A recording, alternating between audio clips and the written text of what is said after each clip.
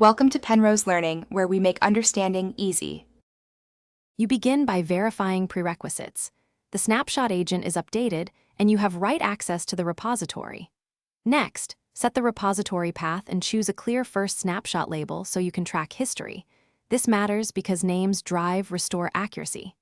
Allocate space now, reserve about 10% free or your quota, so the snapshot won't fail mid-write. Then run the command to initialize the repository and create the first incremental snapshot. You should see a confirmation hash when the init completes. Once the baseline exists, enable progressive snapshot mode and choose an appropriate chunk size between 1/2 and 4 megabytes, so transfers stay resilient over unstable links. Start streaming the baseline data, then let incremental chunks upload in sequence. The system checkpoints between chunks to permit resumption. Make sure integrity checks run after each chunk because they validate consistency.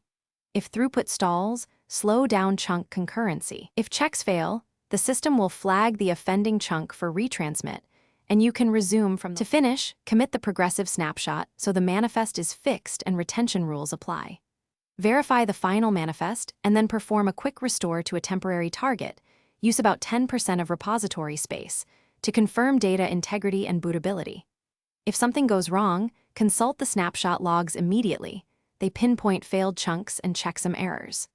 Rerun only the failed chunks or increase network and I/O timeouts before retrying. Once the test restore succeeds, mark the snapshot as production ready. Thanks for watching. If this was helpful, leave a like and consider subscribing. See you next time.